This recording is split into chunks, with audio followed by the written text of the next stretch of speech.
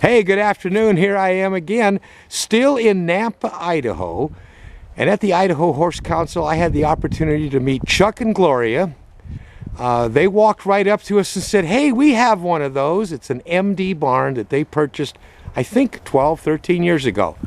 And I told them that when the show is over with, I'm going to come on out and take a look at what a 13-year-old MD barn looks like and why they bought it and what's wrong with it. So, good afternoon, Chuck and Gloria. What prompted you to buy the barn in the first place?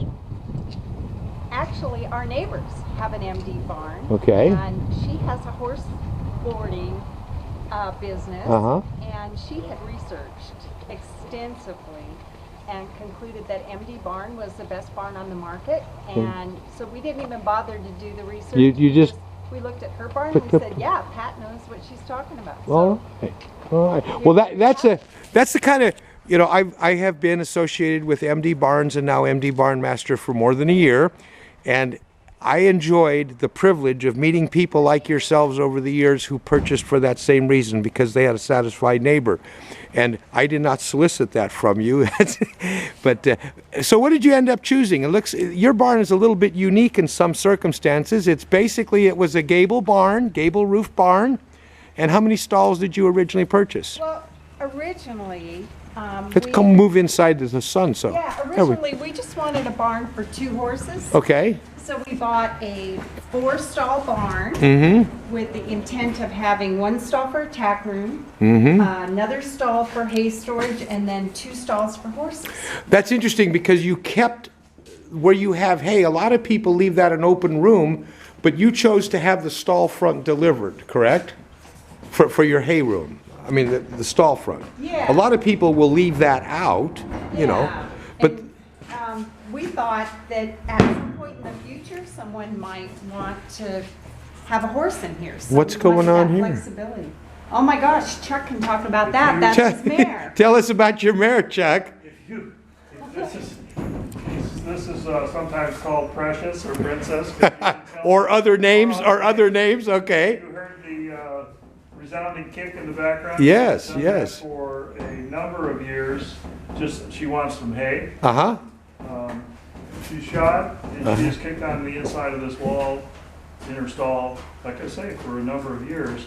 And you can film it if you would like, but there is no damage to the inside. More than one time a day?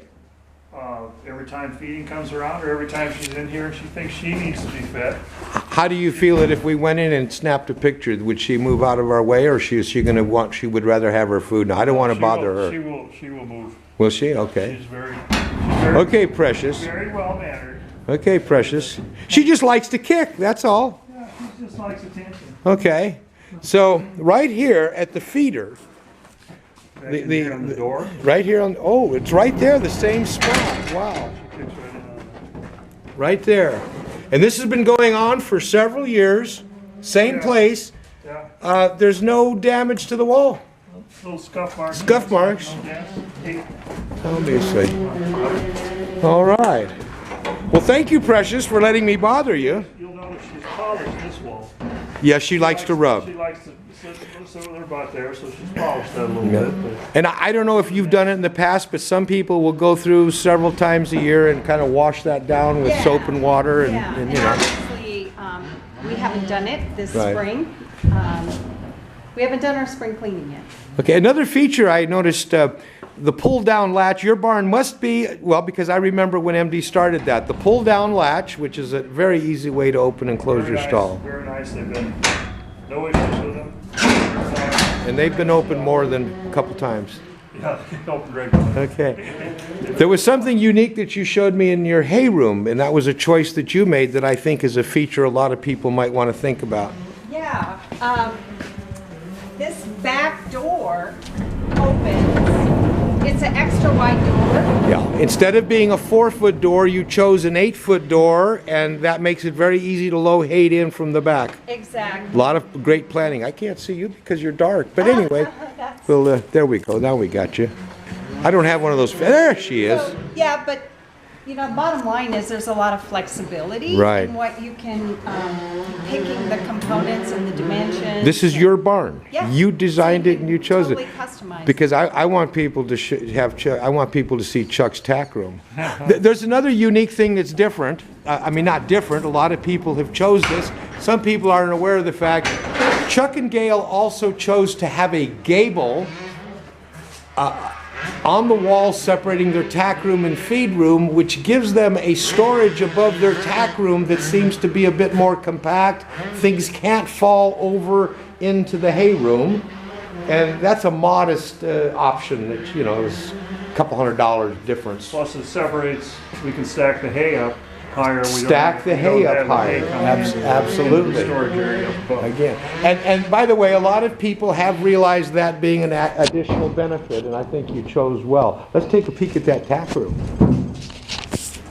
It's a modern materials barn and everything, but we wanted the feel of a old style. Oh, all So we right. had a friend who is kind of a creative carpenter come in and Drop that ceiling, gave you a little tongue and groove there. I see you added 2 windows. And the window over here on the side, you put the grilled window guard, which I don't know if we can catch on the camera. Right there. There's the grilled window guard on the outside of the window. and we did that because there's a hitching rail on the outside. Right. We didn't want horses to potentially put Come their through nose the glass. And this tack room is really neat. You got some great Navajo rugs up there on the top. A nice job of decorating.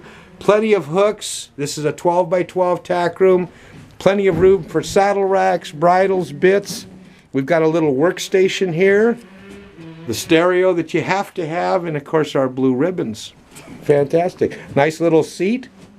And a refrigerator, which of course has to have chilled beverages in it. Well, yes, adult beverages, I'm sure, after certain hours. Yes. Okay, and the rocking chair. Now, who's the rocking chair for, Chuck? Our farrier, when he comes over, when he wants to sit down and have a cold beer Fantastic. afterwards, he gets to use the I think I rocking might become a horseshoer.